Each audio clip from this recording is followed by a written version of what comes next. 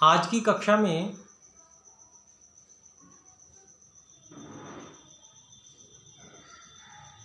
सबसे पहले हम जानने का प्रयास करना चाहेंगे कि हम जो उद्देश्य लेकर चल रहे हैं उसमें हमें क्या क्या स्थितियां प्राप्त हुई हैं और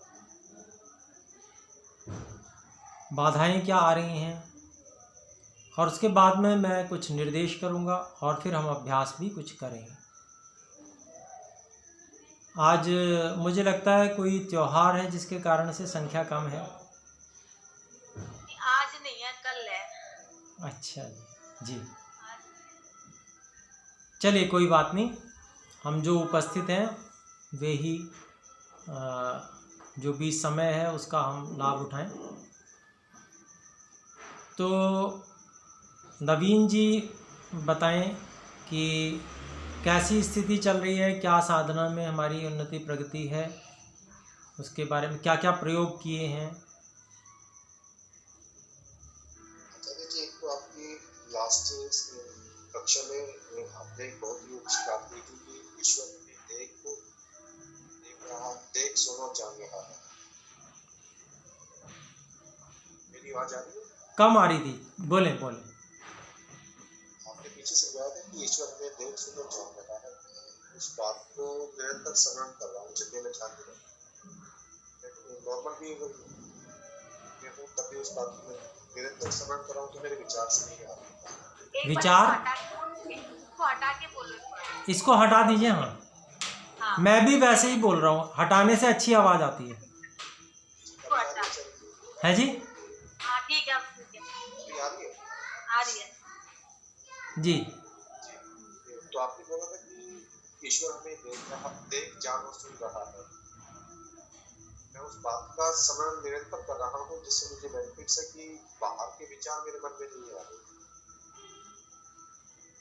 ये अच्छा आपको एक लाभ हुआ, और उससे बाहर के विचार ना आने के कारण से साधना में सुविधा होगी, बिल्कुल निश्चित बात है।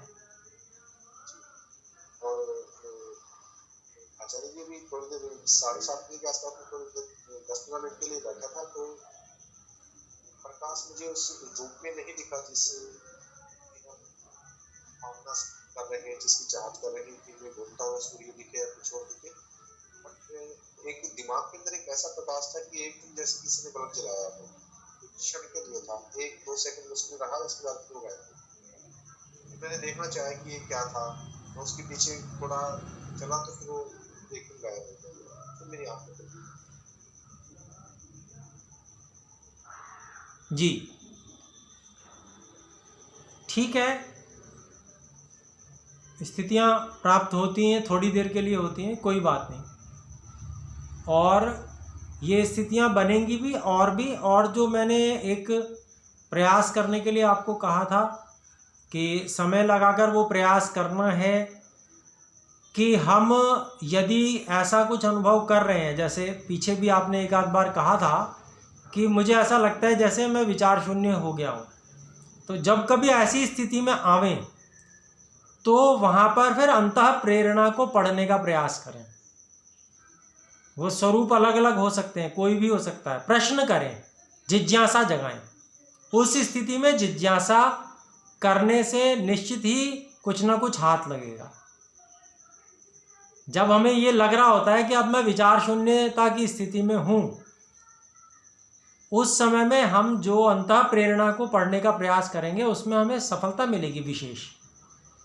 वो हमें प्रयास करना चाहिए, चाहे हम प्रतिशत के रूप में कर लें या अगर कोई और भी तरीका बनता है तो करें और बताएं भी।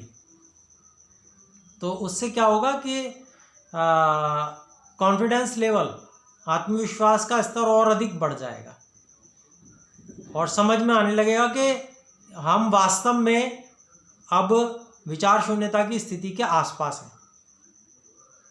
ये हमें सुनिश्चितता आएगी उससे। तो भले ही हमें प्रकाश दिख रहा है अथवा नहीं दिख रहा है, ये इतनी बड़ी बात नहीं है, है ना? लेकिन हम आगे बढ़ जाएंगे और फिर बाद में जाके कहीं हमें ये भी उपलब्ध हो जाएगा। जी बहन नीलम जी बताएं। जैसे ये कह रहे हैं वैसे तो थोड़ा थोड़ा है ही है, मतलब ध्यान तो करे रहे हैं प्रकृति और जीवात्मा आत्मा का जो आप सुनाते हैं उसको भी सुन रही हूँ। और जैसे कोई कुछ कहता है ना तो अब मुझे उसका कोई प्रभाव नहीं पड़ता है। किसी ने कुछ कह दिया तो मैं सोचती हूँ कोई बात नहीं, ये इनको बोलने दो, मतलब कोई भी कुछ कहे तो मेरे को अपना टाइम क्यों वेस्ट करूँ, अपना जल्दी जल्दी से अपने काम में लगे रहूं। बहुत सुंदर, बहुत सुंदर। ये भी एक अच्छी स्थिति है कि हम बाहरी जितनी भी बाधाएं हैं उन पे विजय प्राप्त कर लें। उससे मन की स्थिति का संपादन रहेगा, मन अच्छा बना रहेगा, प्रसन्नता रहेगी और हम साधना में लग पाएंगे। और दूसरा जो किताब वहाँ पे पढ़ाए आर्ट समाज में जाती हूँ ना, किताब पढ़ती हूँ तो जैसी वो लाइनें कुछ कुछ आती है ना तो मन में बहुत खुशी होती है और बहुत अच्छा लगता है। जी जी जी, बहुत सुंदर। तो बहुत अच्छा आप लोग प्रयास कर रहे हैं। आज मैं आपको कुछ विशेष बताना ये चाहूँगा कि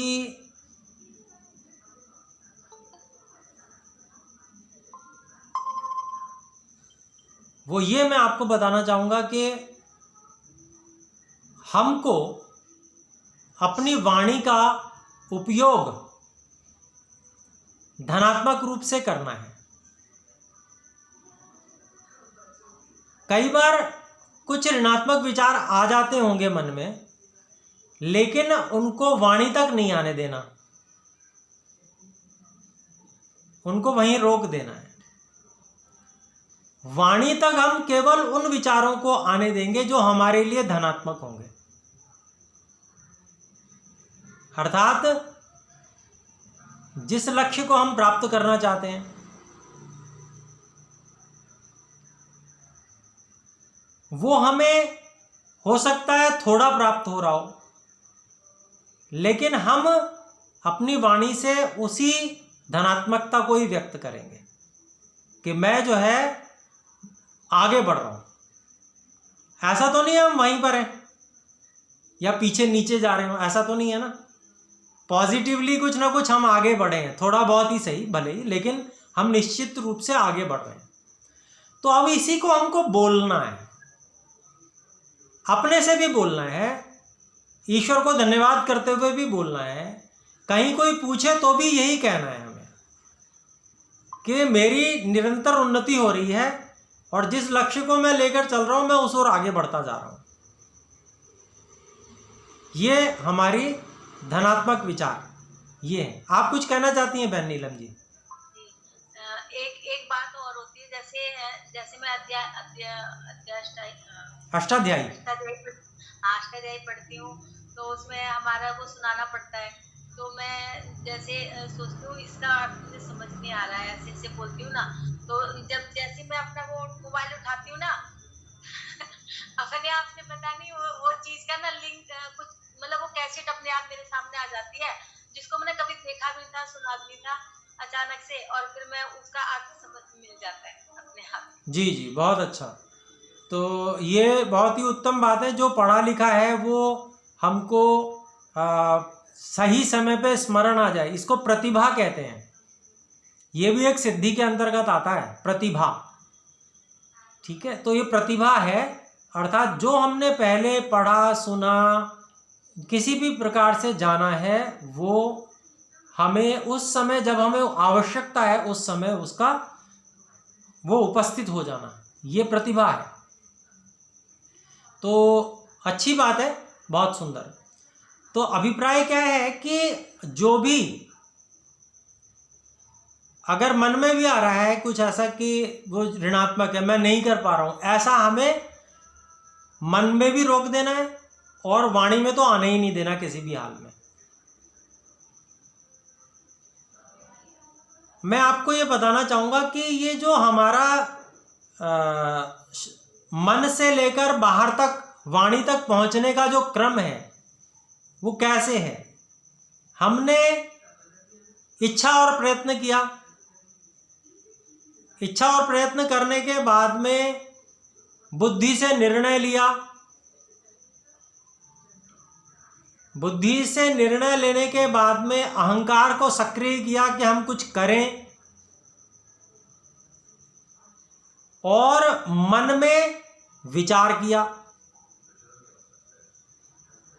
जैसा विचार किया अब उसको हम वाणी से बोलना चाहते हैं, तो अहंकार की सहायता से हम वाणी को प्रवृत्त करते हैं मन के विचारों को अभिव्यक्त करने के लिए। यह पूरा एक क्रम है। तो इसमें जो वाणी से हम अभिव्यक्त करते हैं उसके पीछे पूरा का पूरी प्रक्रिया है अंदर तक की, और वाणी से बोलना हमें सबसे सरल काम है हमारे लिए, क्योंकि हमें अंदर क्या प्रक्रिया हो रही है उसका साक्षात्कार तो है नहीं। वो तो हमने विद्वानों से सुन लिया, ऋषियों की पुस्तकों में पढ़ लिया, इसलिए हमें पता थोड़ा बहुत चल गया है, साक्षात्कार नहीं किया है। लेकिन वाणी को तो हम निरंतर सुन रहे हैं और बोल भी रहे हैं, तो हम वो सारी प्रक्रिया को फॉलो कर रहे हैं, लेकिन ज्ञानपूर्वक नहीं। इसलिए हमारे लिए वाणी से बोलना जो है सबसे सरल है।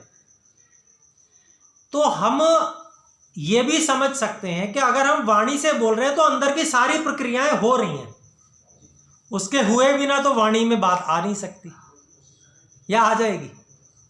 नहीं आ सकती। वो सारी प्रक्रियाएं अंदर की हो रही हैं। तो जो अंदर की प्रक्रियाएं होके वाणी से बाहर आ रहा है और वाणी से बोलना हमें सरल लग रहा है, तो हम वो धनात्मक बोलें जिससे हमारे अंदर तक की ट्यूनिंग हो जाए। हमारा मन भी उसी से ट्यून हो जाएगा, अहंकार भी उसी से ट्यून हो जाएगा, उसी से बुद्धि भी ट्यून हो जाएगी सही दिशा में, धनात्मक दिशा में। तो इस वाणी का प्रयोग बार बार करना है। जो स्थिति हम पाना चाहते हैं उसके लिए हम को अपनी वाणी का प्रयोग बार बार करना है। उसके लिए चाहे हम किसी से कहें, चाहे हम किसी से ना कहें, हम ईश्वर से कहें, चाहे हम स्वयं से कहें, हम एक ही बात को बार बार रिपीट करें, चाहे हम कैसे भी करें, पर वाणी का उपयोग हमें धनात्मक रूप से करना है। यह आप गांठ बांध लीजिए इस बात को। क्यों कि हम अंदर तक तो ट्यून कर ही रहे हैं, लेकिन हमारा शरीर भी उससे ट्यूनिंग में आ रहा है। वाणी का प्रयोग करते हैं तो वाणी से आसपास का जितना वातावरण है वो भी हमारे अनुकूल हो रहा है। मैंने एक बार आपको बताया था, जितनी भी जड़ वस्तुएं हैं वो सब संस्कारित होती हैं। एक भी ऐसी नहीं है जो संस्कारित नहीं होती, हर वस्तु संस्कारित होती है। और जितनी भावना से बोलते हैं, जितनी एकाग्रता और भावना होती है ना, प्रगाढ़ भावना होती है, उतने ही अधिक संस्कारित होते हैं सब चीजें। एक मैं उदाहरण देता हूं, ऐसी घटना भी मैंने सुनी और वो ऐतिहासिक है, वास्तव में घटी हुई घटना है। जापान में कुछ साइंटिस्ट किसी विष या विषाणु का आविष्कार करने पर काम कर रहे थे, और वो एक टेबल पे बैठे हुए थे, सब मिलके उस पर विचार कर रहे थे, मंथन कर रहे थे, जिससे कि कोई ऐसा जैविक हथियार बनाया जा सके जिससे शत्रु को नष्ट किया जा सके। बहुत गंभीर विवेचन था, और वो विवेचन करते हुए, वो विवेचन पूरा होने के बाद जब वो सब जितने भी साइंटिस्ट थे वहाँ 15-20 की संख्या में, वो सब उसी दिन जब अपने अपने घरों को गए तो वो सब बीमार पड़ गए, सब बीमार पड़ गए, एक भी नहीं बचा। और फिर पूछा, देखा, डॉक्टर्स ने चेकअप किया तो कुछ फूड पॉइजनिंग जैसे लक्षण उनमें दिखाई दिए। तो उनसे पूछा कि आपने क्या खाया था?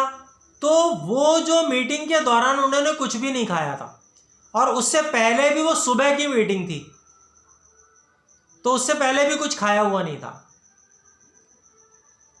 रात भर ठीक से सोए, सब बढ़िया से सोए, और सुबह उठ के वो उस जल्दी में सुबह सुबह वो उस मीटिंग में चले गए, और वो लंबे समय तक मीटिंग चली। उस मीटिंग में उन्होंने बहुत गहरे से विचार विमर्श किया, और वहां पर उनके, क्योंकि जो टेबल होती है उसमें सबके सामने एक एक गिलास पानी रखा रहता है, तो केवल उन्होंने उस पानी को पिया था। फिर जब उन्होंने पानी को पिया तो फिर उन्होंने कहा, डॉक्टर्स ने चलो इसका परीक्षण करते हैं। तो पानी को देखा तो वो पानी जहरीला निकला, विषाक्त था। जबकि उस मतलब वो इतने ऊंचे स्तर के वैज्ञानिक थे, उनकी सब चीज इतना परीक्षण होके उन तक पहुंचती थी। वो बहुत शुद्ध जल वहां पर पहुंचाया गया था, पूरा पीछे तक चेक किया गया कहां गड़बड़ है, कहीं गड़बड़ नहीं थी। तो बाद में 20 साल के बाद 20 साल रिसर्च की उन लोगों ने। 20 साल के बाद एक बात उनको पता चली, वो बात ये पता चली कि उस समय जो वो बहुत एकाग्र अवस्था में विषाणु के ऊपर चिंतन कर रहे थे और बातचीत कर रहे थे, बहुत एकाग्र अवस्था में थे वो, क्योंकि वैज्ञानिक सामान्य रूप से चिंतन नहीं करते हैं। वैज्ञानिकों का जो लेवल होता है ना, मेंटल लेवल, और उनकी भावना का स्तर, किसी काम को करने की जो भावना होती है वो बहुत तीव्र होती है उनकी। जब वो किसी चीज पे उतर जाते हैं काम करने के लिए तो बहुत तीव्र भावना के साथ करते हैं। तो वो जो वातावरण था वहां का, उस वातावरण ने वो संस्कार ग्रहण कर लिया, जल ने भी वो संस्कार ग्रहण किया, और वो विकृत हो गया, वो विषाक्त हो गया, और उसी को पीकर वे जो साइंटिस्ट थे वो सब बीमार पड़े थे। तो एक मतलब ये आज के विज्ञान की बात बता रहा हूं, आजकल की साइंस भी इस बात को मान रही है, साइंटिस्ट भी इस बात को मान रहे हैं कि हर चीज संस्कारित होती है। कोई भी चीज ऐसी नहीं है हमारे आसपास की, हमारे शरीर के अंदर में 70% पानी है, वो भी हमारे विचार, हमारी वाणी से संस्कारित होता है। हम जितनी बार भी नेगेटिव लूज टॉक जिसको कहते हैं वो हम करेंगे, वो हमारे लिए बहुत हानिकारक है, बहुत अधिक हानिकारक है। इसलिए नेगेटिव तो बिल्कुल हमको छोड़ देना चाहिए। हमको जो हमारा लक्ष्य है उसके प्रति पॉजिटिव ही बोलना है, हमेशा विचार भी पॉजिटिव करना है। अगर उसमें कुछ नेगेटिविटी होती भी है तो उसको भी हमें उसका विवरण देना नहीं है, किसी को वाणी से निकालना नहीं है, क्योंकि वाणी से निकालने के बाद में वो आसपास सब कुछ संस्कारित होता है और वही हमें लौट कर मिलता है उसी रूप में। हमारा शरीर संस्कारित होता है और उसी से प्राण शक्ति जनरेट होती है, जिससे मन को सहायता मिलती है। ये मैंने आपको पहले भी बताया था, ये शरीर ही हमारे प्राण का भोजन है, क्योंकि शरीर में क्या है, धातुएं हैं। तो वो धातुएं क्या होती हैं, संस्कारित होती हैं, और उसी से प्राण का निर्माण होता है। जब हमने बहुत सारे विचारों को कंट्रोल किया। जैसे नवीन जी ने बताया, एक बहुत अच्छी बात बताई कि बाहर के विचारों पर उनको बहुत ज़्यादा कंट्रोल आया। इस बात से, जिसको हम कहते हैं ईश्वर समर्पण करना, हे ईश्वर आप मुझे देख सुन और जान रहे हो, इसको फील करने के स्तर पर, अनुभव करने के स्तर पे हमने किया। तो एक बहुत बढ़िया बाहरी विचार बहुत ना के बराबर या रुक गए, वो बहुत बड़ी सफलता है। तो अब हमको उसका उपयोग करना है। ये तो एक हमको लाभ मिला कि हम इधर उधर के विचारों से बच गए, लेकिन अब इसका हमको संयम में, धारणा, ध्यान और समाधि में उपयोग करना है। अगर हमने उसमें उपयोग नहीं किया तो फिर ये कुछ संस्कार तो बनेंगे, लेकिन उतना अधिक फ्रूटफुल नहीं होगा, उतना लाभदायक नहीं होगा। तो जानते हम बहुत कुछ हैं। दूसरी बात बता रहा हूं, एक बात मैंने पहले रखी, और दूसरी बात ये कि जानते हम बहुत कुछ हैं, बहुत कुछ पढ़ा है, बहुत कुछ सुना है, पर वो काफी नहीं है।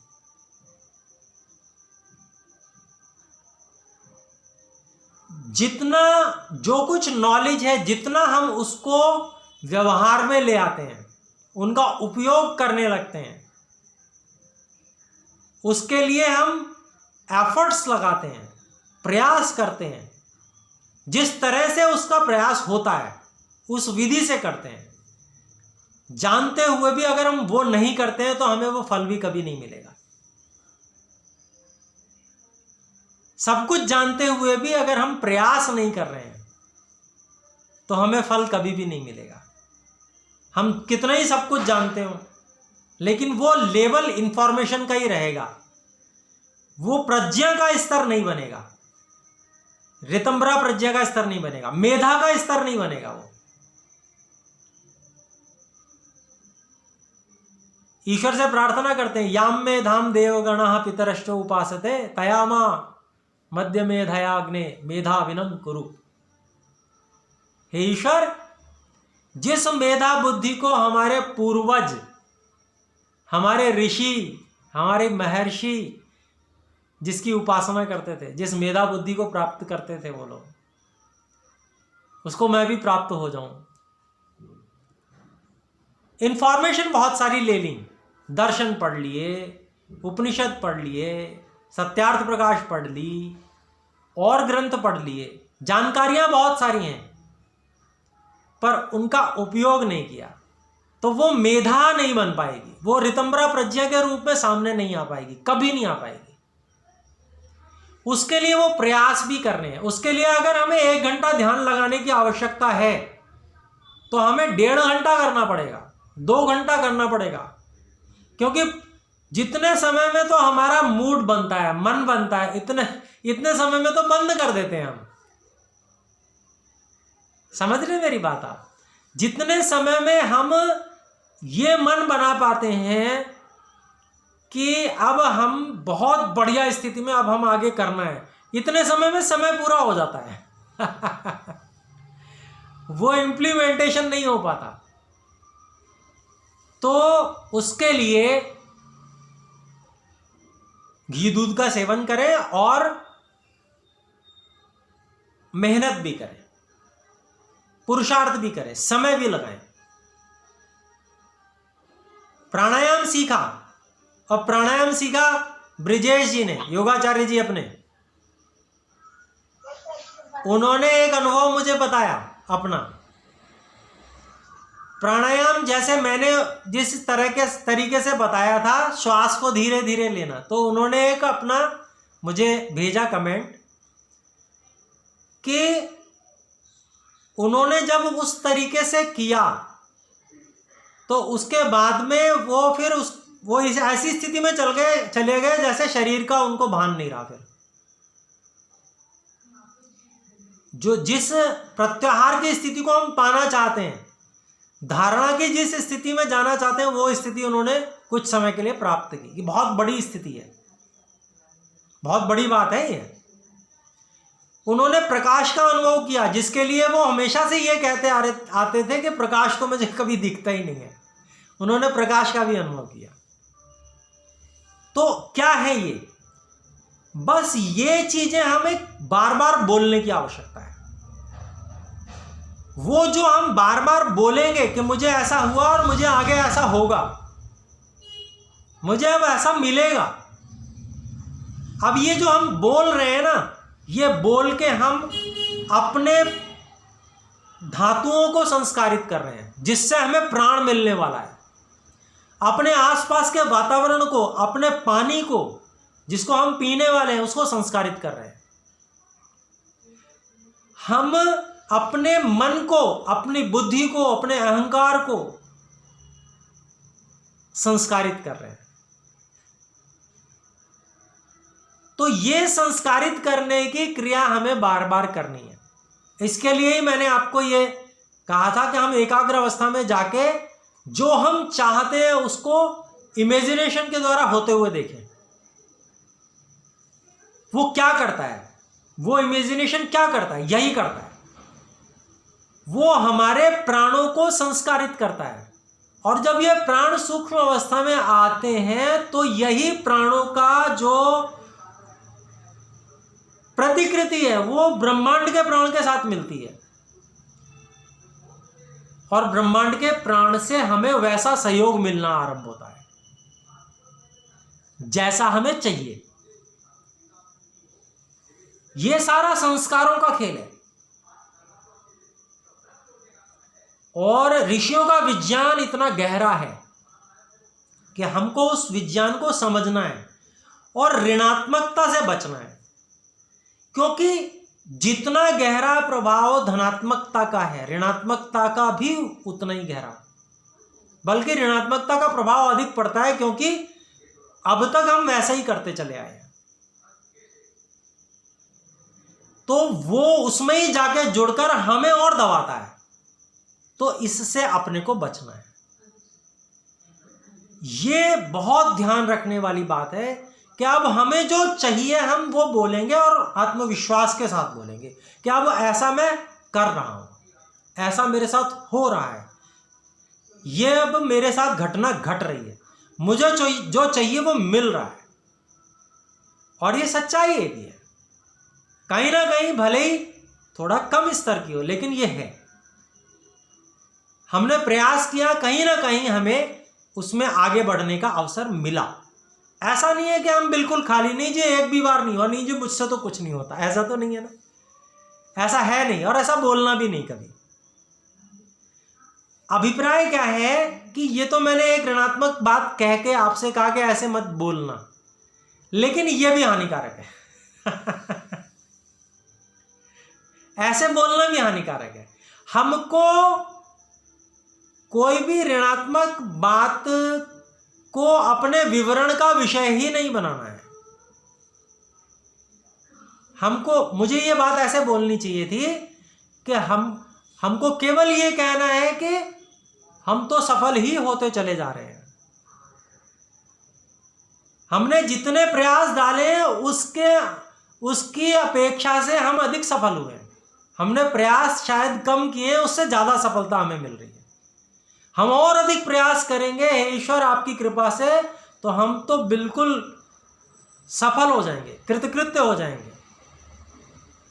बस आपकी कृपा ये रहे कि मैं जो हूं लग जाऊं बस, और जो भी मुझे इसमें अधिक से अधिक समय, जो भी मुझे शक्ति, जो आपने सामर्थ्य प्रदान की है, उसको मैं अधिक से अधिक इसमें लगाकर आप जो मेरे लिए सफलता लिए तैयार बैठे हो उसको मैं पालूं। तो बस ऐसे अपने को करना है। तो ये जो दो बातें मैंने आपके सामने रखी हैं, पहली बात कि वाणी का उपयोग करना है संस्कारित करने के लिए। सब कुछ संस्कारित होगा वाणी से, अंदर तक संस्कार होंगे और बाहर भी सब कुछ संस्कारित होगा जब हम बोले तो मनोभावों के साथ बोले।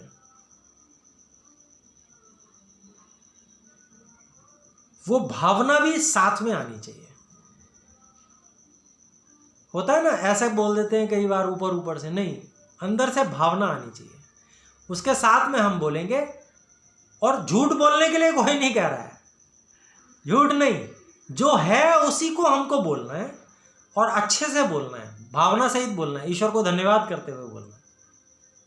तो इससे बहुत बड़ा प्रभाव पड़ेगा। दूसरी बात, जितनी भी नॉलेज है, जितनी भी इंफॉर्मेशन है, नॉलेज गलत है शब्द, इंफॉर्मेशन है, बहुत कुछ पाई है इंफॉर्मेशन, अब उसको इम्प्लीमेंट करने का टाइम आ गया है। अब वो समय है कि जब हम पूरी शक्ति लगा दें तो हमको सफलता मिलती ही चली जाएगी। ब्रिजेश जी कुछ कहना चाहते हैं, बोले।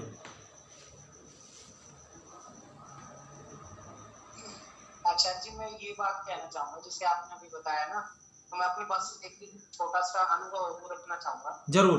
कि करीबन आज से 8-10 साल पहले जब योगपीठ से जुड़ा था, पतंजलि योगपीठ से, तो स्वामी रामदेव जी एक बात बोलते थे जब आंदोलन का समय था। अब तो उन्होंने बोलना वो बंद कर दिया है, हालांकि मैं कई बार उसको रिपीट कर देता हूँ जब ध्यान में आती है। वो बोलते थे कि आपको है ना बार बार मतलब सुबह सुबह अपने माइंड को ये बोलना है कि मैं ईश्वर की संतान हूँ और मैं एक खाली व्यक्ति नहीं हूँ, अपितु संपूर्ण राष्ट्र की अभिव्यक्ति हूँ। इस तरीके से है ना वो सुबह सुबह बुलवाते थे, और मेरे में अग्नि जैसा तेज, वायु जैसा वेग। तो उसको है ना करने के बाद में, योग प्राणायाम करने के बाद में ऐसी एनर्जी पूरे दिन रहती थी जैसे मेरे अलावा मतलब कोई है ही नहीं, बस सारा मतलब अपने आप को मतलब बहुत ऊंचा महसूस करने लग जाते थे। ये बस रखनी थी आचार्य की बात। बहुत सुंदर जी। तो ये बहुत अच्छी बात है, जो बड़े बड़े आचार्य हैं, स्वामी रामदेव जी बहुत बड़े आचार्य हैं, वो भी बहुत अच्छी अच्छी बातें बताते हैं, तो वास्तव में ग्रहण करने योग्य है। और प्रातःकालीन मंत्र पाठ है हमारा, ओम प्रातरग्निम प्रातरिंद्रम हवामहे, इतने सुंदर भाव हैं उसमें। तो चलिए कोई नहीं, जैसे जैसे आपको अवसर मिले एक एक करके धीरे धीरे वेद मंत्रों को आप आगे पढ़ेंगे, उनके भावों को जब आप अनुभव करेंगे ना, तो अद्भुत है, हर वेद मंत्र अद्भुत है, और ईश्वर ने गजब का ज्ञान विज्ञान वेदों में प्रदान किया है। तो चलिए आइए अब हम थोड़े समय के लिए इन्हीं धनात्मक भावों के साथ में कुछ प्रयोग करेंगे, ध्यान का प्रयोग। तो आइए बैठते हैं, आसन लगा के बैठे हैं अच्छी प्रकार से, आंखों को कोमलता से बंद कर लीजिएगा, श्वास प्रश्वास सामान्य रखें,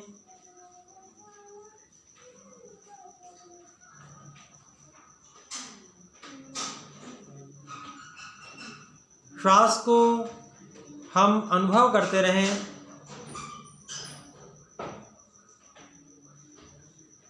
श्वास बहुत धीमी हो गई है,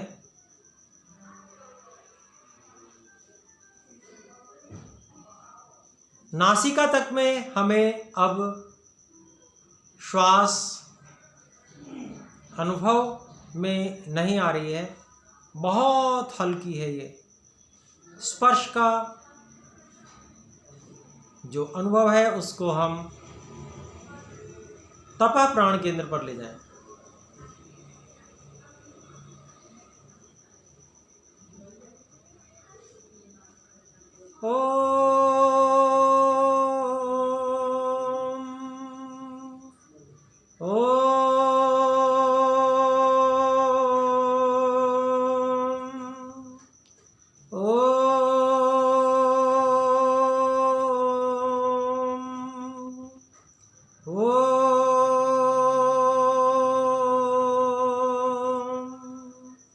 हे परमात्मा,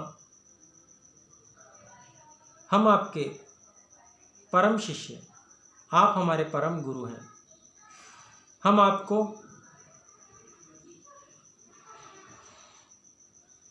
संपूर्ण एकाग्रता की प्राप्ति के लिए पुकार रहे हैं। हे दया के सागर, आपकी कृपा निरंतर हमें प्राप्त हो रही है, और हम निरंतर एकाग्रावस्था को प्राप्त होते चले जा रहे हैं। हमारा मन हमारे पूर्ण अधिकार में है और हमने इस मन को, हे ईश्वर, आपकी कृपा से इस धारणा केंद्र पर स्थिर कर रखा है। इस मन में हम जैसी इच्छा करते हैं, ठीक वैसी ही इच्छा के अनुसार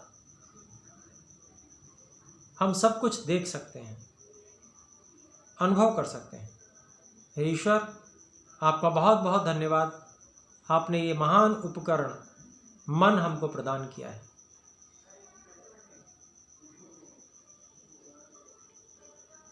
हम इस स्थान पर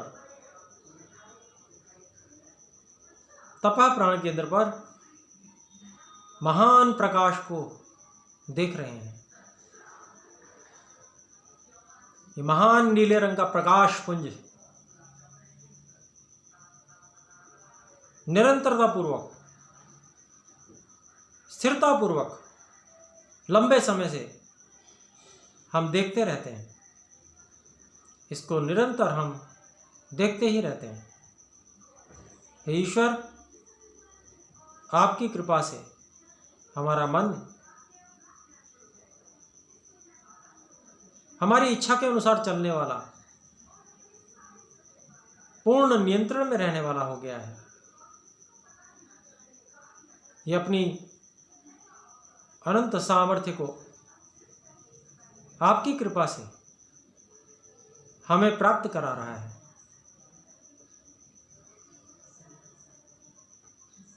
हे ईश्वर,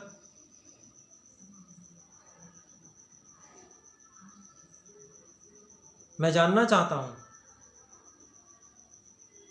मेरी दिव्य दृष्टि कितने प्रतिशत सक्रिय है? मेरी दिव्य दृष्टि कितने प्रतिशत सक्रिय है? मेरी दिव्य दृष्टि कितने प्रतिशत सक्रिय है? हे ईश्वर, मेरी दिव्य दृष्टि कितने प्रतिशत सक्रिय है?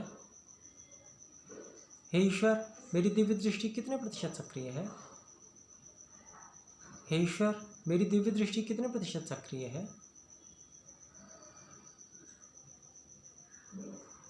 मन के अत्यंत शांत भाव में जिज्ञासा भाव, परमात्मा की कृपा को अनुभव करने का प्रयास, प्रश्न के उत्तर को पाने का प्रयास। मेरी दिव्य दृष्टि कितने प्रतिशत सक्रिय है? मेरी दिव्य दृष्टि कितने प्रतिशत सक्रिय है? मेरी दिव्य दृष्टि कितने प्रतिशत सक्रिय है? मेरी दिव्य दृष्टि कितने प्रतिशत सक्रिय है? मेरी दिव्य दृष्टि कितने प्रतिशत सक्रिय है? मेरी दिव्य दृष्टि कितने प्रतिशत सक्रिय है? मेरी दिव्य दृष्टि कितने प्रतिशत सक्रिय है? मेरी दिव्य दृष्टि कितने प्रतिशत सक्रिय है? मेरी दिव्य दृष्टि कितने प्रतिशत सक्रिय है? मेरी दिव्य दृष्टि कितने प्रतिशत सक्रिय है? मेरी दिव्य दृष्टि कितने प्रतिशत सक्रिय है?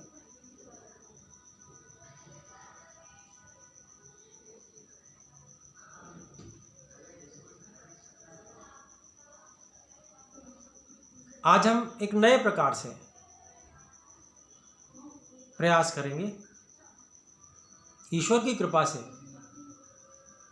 आज हम अपनी व्यक्तिगत कल्पना से कोई भी अंक 0 से लेकर 100 के बीच का, जैसा हमको समझ में आता हो कि हाँ, इतना तो दिव्य दृष्टि मुझे प्राप्त हो ही चुकी है, वह 1%, वह एक अंक हम इसी तपः प्राण केंद्र पर देखेंगे। कोई भी हो सकता है, अपने मन से जो सबसे पहली बार जैसा ही सोचें और वो अंक हमारे को लगे, उसी अंक को हम अपनी कल्पना से ले आएंगे। जिनको ये अंक आ गया है, हाथ ऊपर करके संकेत करें।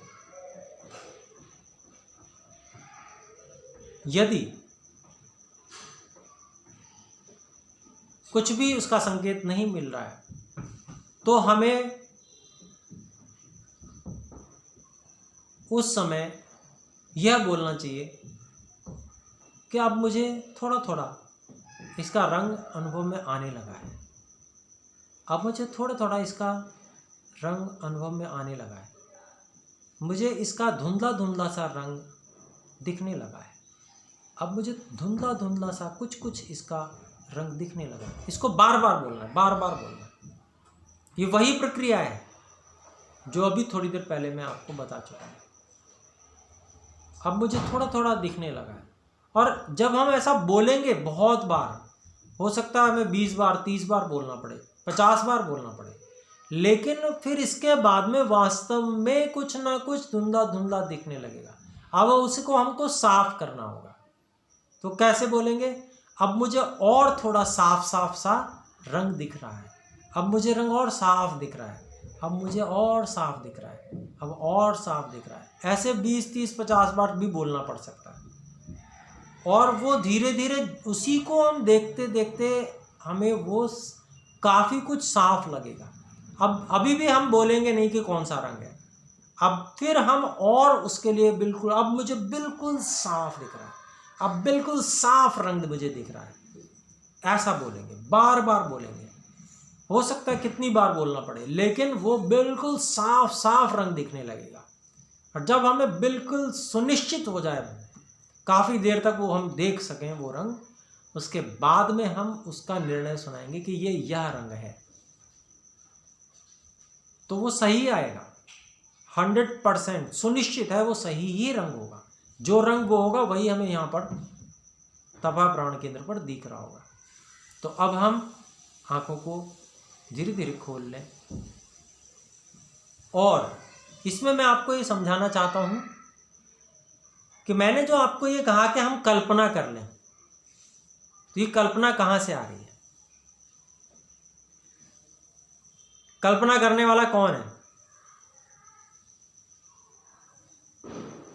जो संख्या की कल्पना की बात मैंने की कि हम कल्पना कर लें कोई भी 0 से लेकर 100 के बीच वाली, तो वो कौन है कल्पना करने वाला? क्या आप बता सकते हैं कोई? अवचेतन मन। अवचेतन मन वो क्या चीज होती है? एक चेतन मन कहते हैं, दूसरा वाला मन पता नहीं। जी, अवचेतन मन नाम की कोई चीज नहीं होती है। ये केवल आजकल के जो लोग हैं विज्ञान वाले, उन्होंने अपनी कल्पना कर ली है। ठीक है, मन एक ही है और वो चेतन नहीं है, वो केवल जड़ ही है। ठीक है, तो कल्पना करने वाला, जी हाँ, आत्मा को नहीं मानते ना, आत्मा को नहीं मानते, इस कारण से वो उसको अवचेतन मन बोल देते हैं। जी, तो यहां पर जो कल्पना करने वाला है वो हम ही हैं, स्वयं। आत्मा, हाँ, हम हैं, हम आत्मा ही हैं, तो हम ही हैं। कल्पना करने वाले हम ही हैं। और कल्पना की सूझ कहां से आ रही है? वो अंतरात्मा से ही आती है, वहीं से सूझेगी वो। तो चाहे हम कल्पना भी कर रहे हैं तो उसमें जरूर परमात्मा का सहयोग है, अंदर से संकेत आ रहा है। चाहे हम अब भी कल्पना कर लें तो भी, कुछ भी कल्पना करें, वो कल्पना क्यों आ रही है? और कल्पना हम कर सकते हैं कुछ भी, जो सबसे पहले अंक हम सोचे वही कल्पना है हमारी, उसी को हम ला सकते हैं। और जब हम उस पर फोकस्ड हो जाएंगे तो हमें एकाग्रता प्राप्त हो जाएगी और वो बढ़ेगा भी अंक धीरे धीरे। तो ये आप समझ गए किस सिद्धांत पे मैंने आपको बताया, क्योंकि ये भी एक उपाय है, ऐसे भी किया जाता है। अनेक प्रकार के लोग हैं और सबके अपने अपने ढंग होते हैं अनुभूति के। संख्या नहीं आ पा रही है तो हम कल्पना करते हैं, तो वो भी वहां पर से भी हम आगे बढ़ सकते हैं। ठीक है, तो मैंने विधि आपको और भी ज़्यादा खोल के बताइए। आज मैंने प्रयास किया है कि आपको वो चीज़ें समझ में आए, क्योंकि जो मैंने विधि अंत में बताई, जिसको हम ऑटो सजेशन कह रहे हैं, वो पॉजिटिव सजेशन है ना। नहीं दिख रहा है तो भी हम ये कह रहे हैं कि हमको कुछ धुंधला धुंधला सा तो दिख रहा है, कह रहे हैं ना। मतलब हम उस ओर आगे बढ़ रहे हैं, उस एकाग्रता की ओर बढ़ रहे हैं। हम देखते हैं जब हमको कोई चीज़ नहीं दिखती है, मान लो मैंने चश्मा उतार दिया, नहीं दिख रहा, तो मैं यूँ करके फोकस करूँगा, मुझे दिख रही है, अब मुझे दिख रही है, उस चीज़ में मैं फोकस करता हूँ। तो चश्मा ना भी पहना हो, ज़्यादा जोर दे के मैं देख ही लेता हूँ उसको। होता है ना ऐसा, जब हम किसी चीज़ पे फोकस करते हैं तो वो हमें दिख ही जाती है। थोड़ा बल ज़्यादा लगाना पड़ेगा, बस यही तो होगा। चश्मा नहीं पहना है तो भी मैं देख सकता हूँ, लेकिन मुझे फोकस ज़्यादा करना पड़ेगा, बल ज़्यादा लगाना पड़ेगा, यही तो होगा। लेकिन धीरे धीरे अभ्यास बन जाएगा कि हाँ मैं ऐसे देख सकता हूँ, इतना भी तो देख पाऊँ पहले मैं, फिर उत्साह कितने गुना बढ़ जाएगा, है ना। तो इस तरह से उससे भी हम जो बोल रहे हैं उससे सब कुछ संस्कारित हो रहा है, ऐसा मान के चलिए। जो हम बोल रहे हैं ना कि हाँ थोड़ा थोड़ा सा अब मुझे दिखने लगेगा, अब मुझे लग रहा है, दिखने लग रहा है, अब मुझे थोड़ा सा दिखने लग रहा है, अब मुझे कुछ धुंधला धुंधला सा दिखने लग रहा है, कुछ तो लग रहा है, कुछ तो यहाँ है। क्या समझ में आया? एक विश्वास जगता है ना, कुछ तो यहाँ पर है, कुछ तो दिखेगा, कुछ तो दिख रहा है। ये जो बात है ना, ये संस्कारित करती है पूरी अंदर तक, जितनी भी श्रृंखला है इसको संस्कारित करती है। और फिर वो ही बहुत एकाग्रता होने पर वहां पर कुछ न कुछ मिलता है, और फिर उसी से हम जिसको कहते हैं ना उंगली पकड़ के पहुंचा पकड़ना ये होता है। ये एक विधि है, ढंग है, तो इसका हम उपयोग करें। देखिए मैं यहाँ पर आपको एक मार्ग, एक दिशा दे सकता हूँ। आपको बल उसमें स्वयं लगाना है, साधना करनी है, और ईश्वर से मैं भी यही प्रार्थना करता हूँ हम सबको ईश्वर सफल करें। तो आज इतना ही। एक बार